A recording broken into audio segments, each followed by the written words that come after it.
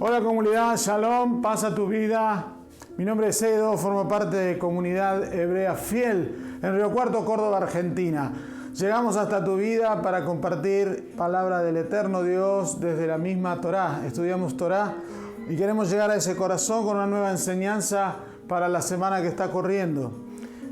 Si te gusta la enseñanza, si te hace bien, poné tu like y compartilo, porque eso hará que lleguemos a más familias, a más hogares, a más personas, y el conocimiento del eterno Dios será visto entre muchas personas. Estamos enseñando la porción de esta semana que se llama Vaestanan, que significa y yo supliqué.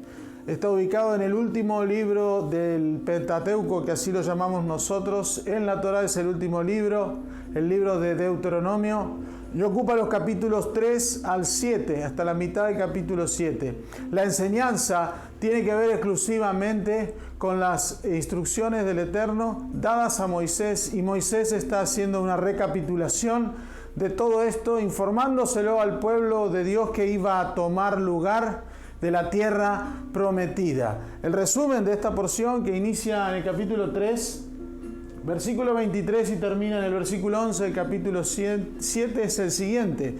Moisés comienza hablando al pueblo, o continúa su discurso desde las porciones anteriores, pero esta porción inicia diciendo: y yo supliqué al Eterno para que me permitiera ingresar a la tierra prometida, pero él dijo: suficiente, basta, no vas a entrar. Más bien, ocupate de preparar a Josué, a Joshua, para que él se ocupe, para que él tome el lugar que tiene que tomar y conquiste la tierra que tiene que conquistar junto con toda la nación de Israel. Esa era la instrucción que había que compartir. Esa era la tarea de Moisés. El relato sigue con la advertencia a la idolatría. En el capítulo 4 es una fuerte sanción contra la idolatría, y hay un anuncio específico. Cuando pase el tiempo, dice el Eterno, ustedes se van a corromper, van a terminar haciendo estatuas con formas humanas, con formas animales, y van a terminar apartándose de mí y van a terminar yéndose a otras naciones. Es una profecía sobre el éxodo, sobre la diáspora, lo que estamos viviendo nosotros como pueblo del Eterno, pero en otro lugar que no sea Israel, donde está el territorio santo de Dios.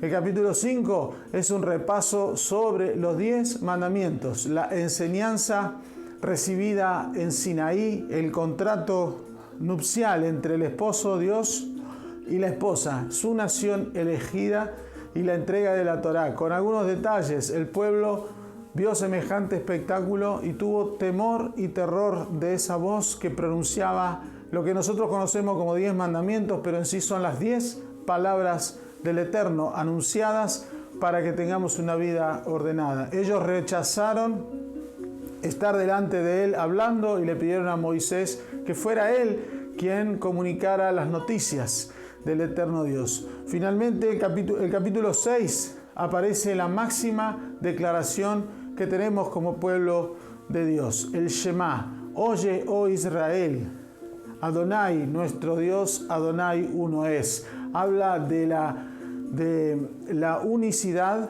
habla de un mensaje poderoso. Nosotros estamos para escuchar las instrucciones de Dios y practicar la vida que Él quiere. Y toda la declaración que acompaña al Shema, que tiene que ver con la vida social, el amor al prójimo. Ese Shema es el resumen de las 10 instrucciones, de los 10 mandamientos, de las 10 palabras. Finalmente, el capítulo 7 hace una advertencia contra los pueblos a donde van a ingresar. Antes de esto, Dios mismo anuncia a través de Moisés, o Moisés les dice que cuando pasen las generaciones, nuestros hijos van a ver nuestra conducta y van a preguntar por qué hacemos todo esto, y tendremos que enseñarles que el Dios eterno que tenemos es el que nos sacó de la tierra de esclavitud para llevarnos a una tierra donde fluía leche y miel. La enseñanza y la cultura generacional, ahí hay un estudio muy interesante para compartir que tiene que ver con nuestros días hoy.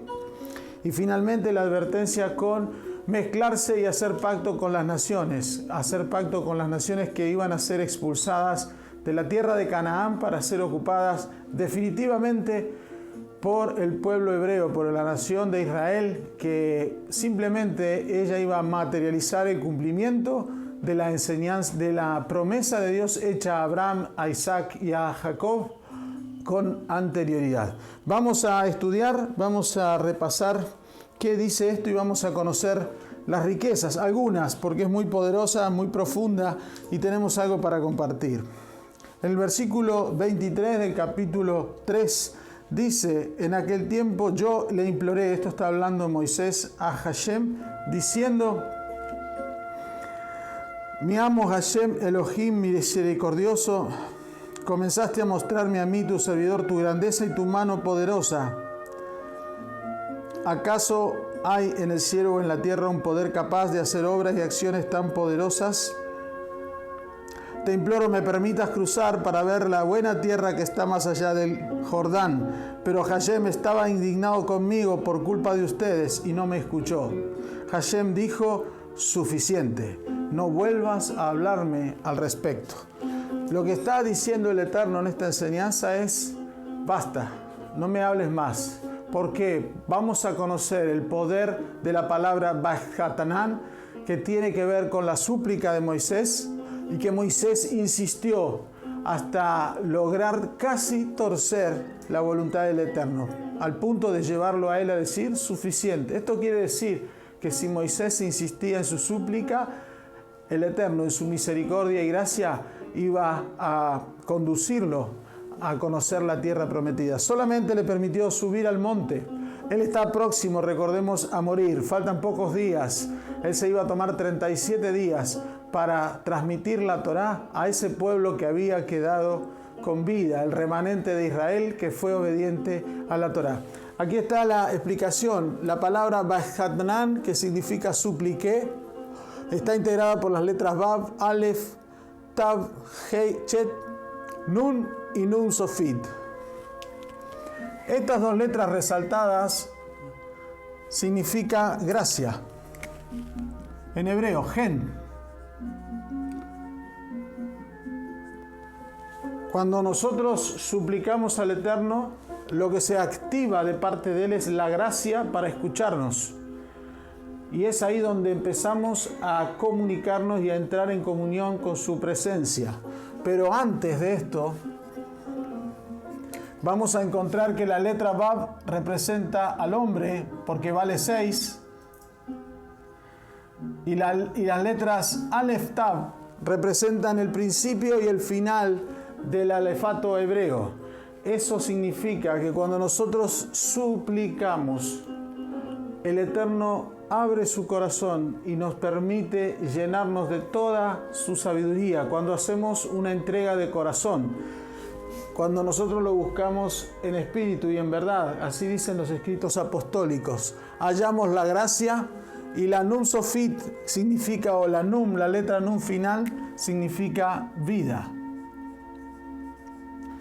El primer mensaje de la palabra Vajtanan en hebreo es que el hombre se acerca por gracia ante el Eterno y el Eterno le suelta toda su sabiduría para que alcance vida.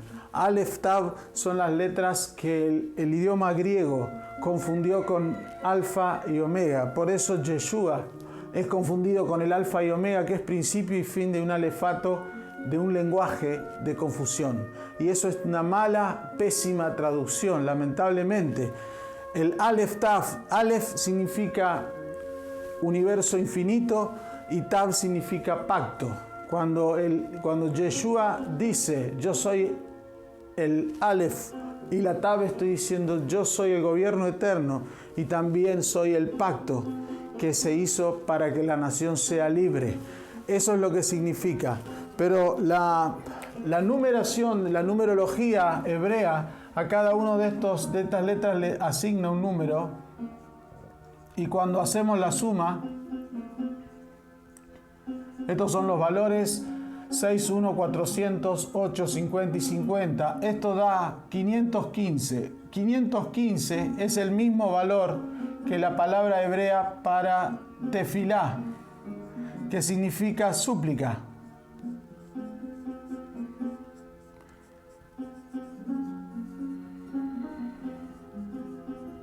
Y cuando esa súplica se hace como canción, la palabra canción en hebreo se llama shirá, que es esta, y también tiene por valor 515. Por eso, los judíos observantes hoy de la Torá como pueblo referente activo del Eterno, ellos cantan sus oraciones, cantan porque la música es prácticamente, no digo el idioma o el lenguaje de Dios, pero con eso se llega al trono de la gracia. 515 es la palabra shirá, que significa canción. Pero hay algo todavía más poderoso. La palabra Israel, que es esta, Yisrael, acá lo vamos a poner, en hebreo, vale 541. Y 541 es 515 más 26.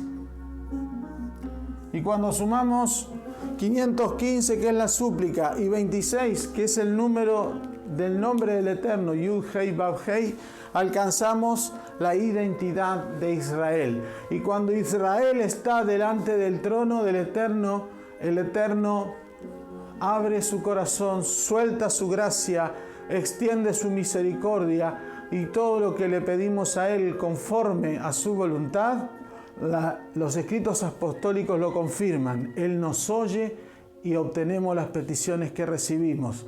Pero solamente si subimos con una súplica mejor cantada, pero que tenga un corazón rendido y tenga la idea de que nosotros somos Israel.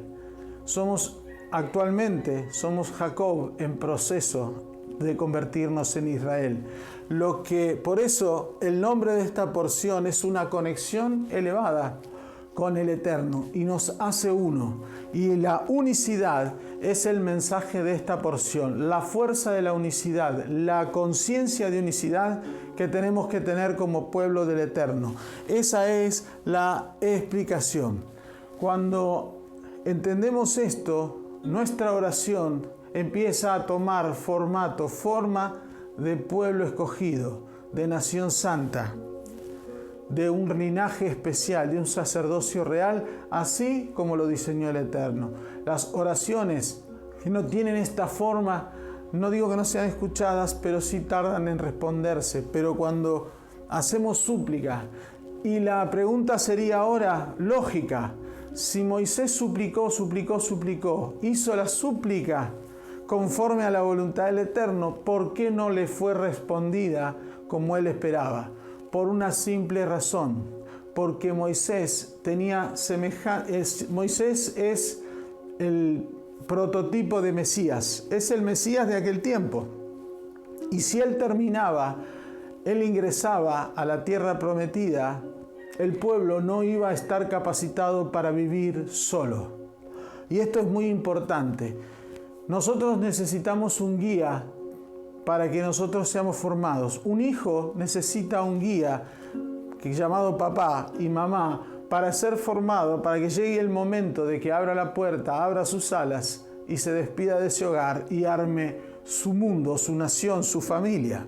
Del mismo modo, si Moisés hubiese sido atendido en su súplica positivamente como él esperaba, el pueblo de Israel hubiese muerto, hubiese fracasado, porque nunca hubiese aprendido a volar solo. Era el tiempo de que Moisés fuera retirado, haber cumplido su misión. Lo único que tenía que hacer era transmitir la Torá. Y la conciencia de Moisés es tan elevada y tan humilde que te hace pensar esto. ¿Cómo estarías vos sabiendo que en pocos días vas a ser quitado de la tierra? ¿Con qué amor, con qué pasión, con qué responsabilidad transmitirías los conocimientos a un pueblo? ¿No sería más fácil en el egoísmo humano decir, bueno, que se arreglen solos, yo ya me muero? ¿No sería esa la respuesta? ¿Para qué si Dios ya no me tiene en cuenta? Ya no sirvo para sus planes. Esos serían los planteos de una mente chata, religiosa, limitada, y diría que se las arreglen. Ahora que se encargue Josué, que me sacó el lugar. Podrían ser planteos lógicos de personas con poca elevación, pero Moisés había llegado a un nivel superior, alto, elevado, y ahora tenía que dejar que el pueblo tuviera su propia manera de vivir, y él se encargó de transmitir cada una y todas de las instrucciones que él fue recibiendo a lo largo de esos 39 años. Estamos en el último año según la historia, y eso es lo que transmitió. Pero lo más importante es conciencia de unidad. Desde este momento la energía es conciencia de unicidad, no de unidad. De unicidad, porque la unicidad habla de un ser único. La unidad habla de un conjunto que se reúne a ser uno, pero la unicidad habla de ser uno y el entendimiento de ese poder que lo vamos a apreciar en esto. En el capítulo 6 aparece el Shema, el Oye Israel, Adonai Eloheinu, Adonai Echad. Es la máxima expresión. Y cuando hacemos esa expresión, estamos resumiendo los 5 primeros mandamientos, así conocemos nosotros las 5 primeras palabras. Estamos hablando a nuestra conciencia. Esas palabras del Shema, esas 6 palabras que se dicen tanto en hebreo como en español, lo único que hacen es transformar nuestra mente. Los otros mandamientos del 6 en adelante tienen que ver con el cuerpo, con la salud del cuerpo. Pero esos 5 primeros hablan de poner en nuestra mente la idea de que el Eterno y yo, el Eterno y vos, el Eterno y tu vecino, el Eterno y la nación vecina, el Eterno y el país del otro continente, estamos en uno, somos uno. Vos haces un paso y ese paso afecta a ese uno. Sí o sí, Dios mueve su mano y afecta al universo, porque Dios es uno y lo único que hizo Él fue desdoblarse en vos y desdoblarse en mí para que nosotros viviéramos en un mundo de dualidad para volver a la unidad. Ese es el trabajo. El Shema tiene esa función. La palabra Shema, esta es la escritura de la palabra Shema, y la palabra Shema tiene estas letras. Shem significa nombre. Aquí la primera parte. Shem significa nombre. Y cuando nosotros decimos Shema, estamos llamando al nombre del Eterno. Shema Israel, el Señor uno es. La palabra en hebreo Echad, esta que está aquí debajo, Aleph, Chet, Dalet, significa unidad. Cuando nosotros pronunciamos Shema, hablamos de el uno que está en el Eterno. Pero cuando decimos Echad o uno es, lo que estamos diciendo que también nosotros somos uno en esa unidad. Lo que hacemos es juntar los cielos con la tierra. Lo que estamos haciendo es conciencia de reino, conciencia de unidad. En la Torá, en el hebreo original, en la Torá que está aquí, que yo tengo, lo que está redactado es tanto. La palabra Shema termina con una letra más alta, grotescamente más alta, es la Yim. Y la palabra Echad también termina con una Dalet, que es la letra D, también grotescamente elevada por encima de las demás. Cuando aparecen letras de este tamaño o deformadas en su tamaño original, por decirlo de otra manera, tienen un significado. La letra Ain vale 70. Por lo tanto, cuando yo digo Shema, yo le estoy diciendo el nombre de Dios a los 70. ¿70 qué? Las 70 naciones nacidas en Babel, que se dispersaron por causa de su egocentrismo, por causa de su idolatría. Cuando nosotros decimos Shema, lo que estamos haciendo es decirle al mundo que hay un único Dios verdadero, hay una unicidad y que ese mundo es uno con Él. Y cuando decimos Echad, la letra Dalet, que vale 4, representa los 4 puntos cardinales. Cuando yo pronuncio el Shema, cuando vos decís el Shema, cuando hablas de Oye Israel, el Señor uno es, estás diciendo los 4 puntos cardinales el Dios es uno, es una unicidad. Este es el poder del Shema, pero Dalet también significa puerta. Por lo tanto, hacer el Shema es la puerta para alcanzar esa unicidad con el Dios eterno. Eso es la importancia. Ahora, estas dos letras, la Ain y la Dalet, juntas significan testigo. Ed es testigo, está escrito al revés. Ed, testigo. ¿Por qué testigo? Porque el pueblo del Eterno fue llamado, como dice 1 de Pedro, capítulo 2, verso 9. Somos un real sacerdocio, una nación santa, llamada para anunciar las virtudes de aquel que nos sacó de la oscuridad y nos llevó a su luz admirable. Está hablando, y la única persona que nos sacó de la oscuridad a la luz admirable es el Eterno.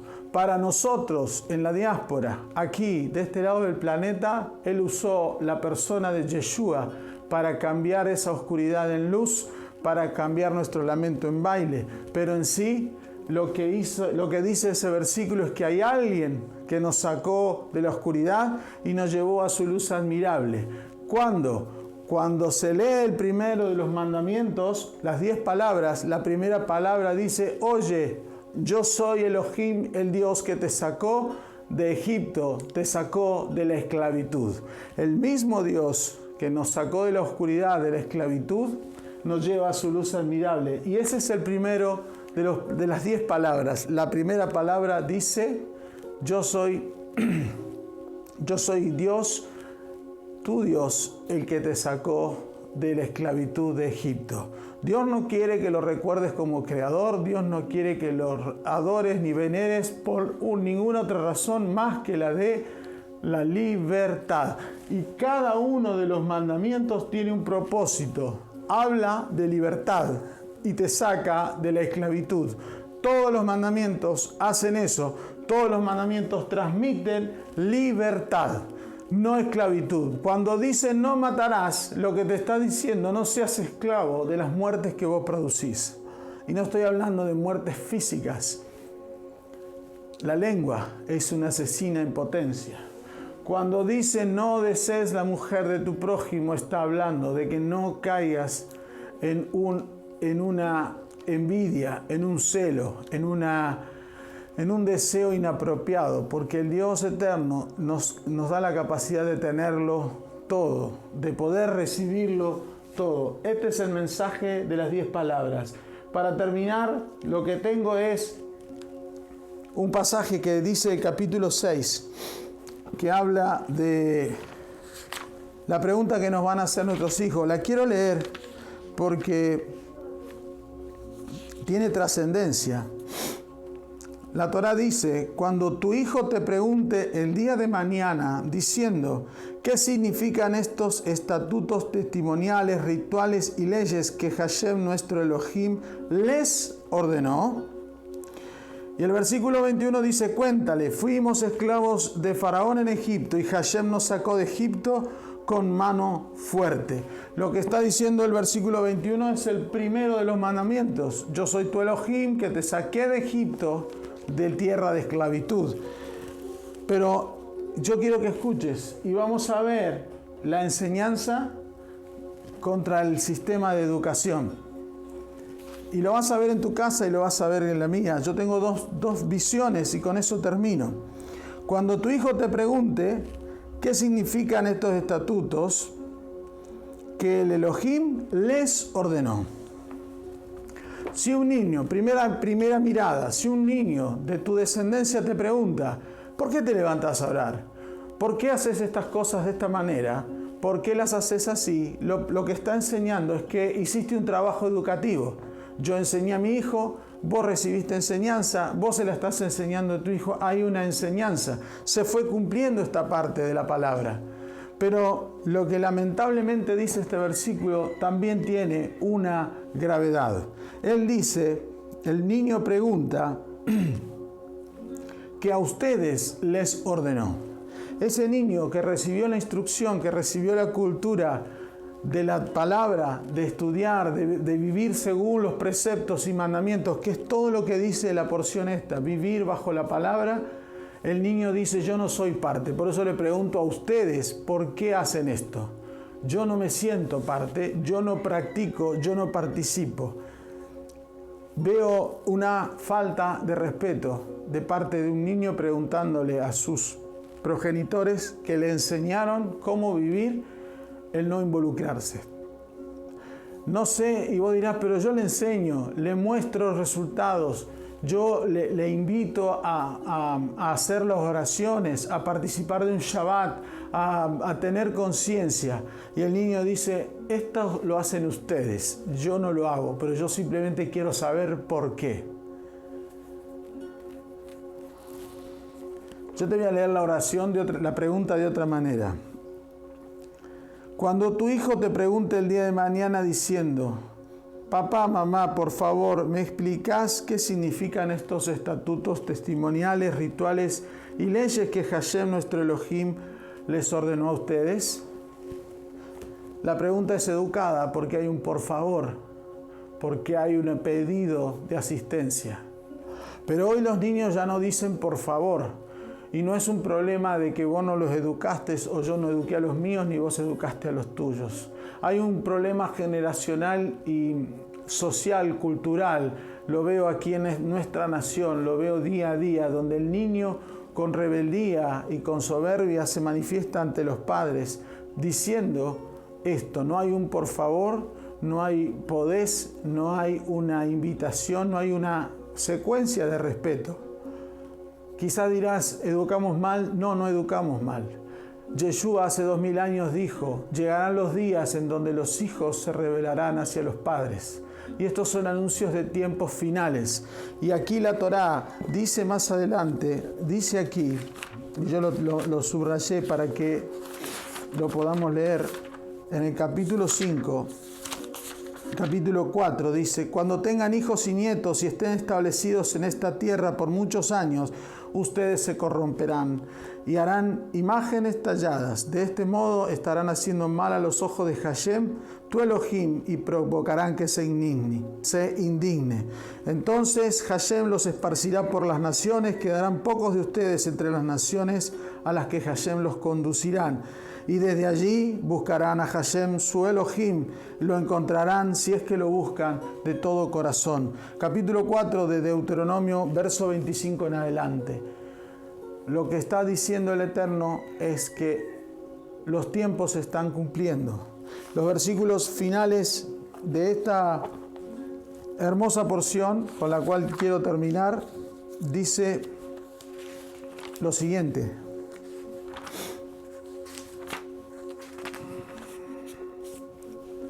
Que está en el capítulo 7. Debes saber, versículo 9 del capítulo 7, que Hashem es tu Elohim, el Elohim fiel que cumple pacto y la benevolencia para quienes lo aman. Pero a los que le odian le dará recompensa para destruirlos. Versículo 11 final. Cumple pues el mandato, los decretos rituales y las leyes que yo te ordeno hoy para que las pongas en práctica. El mensaje final del Eterno es: andemos en unidad con Él. Esta porción es la fuerza de la unicidad con Él. Es la conciencia de unicidad. Que digamos, Shema Israel, Adonai Eloheinu, Adonai Echad. Le estamos diciendo al mundo que Dios es uno y nos tiene en cuenta y quiere que nosotros nos sumemos a esa unicidad. Fuimos llamados a ese trabajo de ser luz a las naciones. El versículo número 6 de Isaías 49 tiene el modelo de evangelización dictado por el Eterno. No el del nuevo pacto en Mateo 28, sino este dice: poco es para mí, dice Hashem, que tú seas mi siervo para levantar las tribus de Jacob y para que restaures el remanente de Israel. No estamos para solamente juntarnos como familia de Dios con los que saben de Dios. Dice, también te di por luz de las naciones para que seas mi salvación hasta lo postrero de la tierra. Estamos para llevar el mensaje y el Eterno le salve. Desde Comunidad Fiel, Río Cuarto, Córdoba, Argentina, te deseamos conciencia de unicidad. Shalom.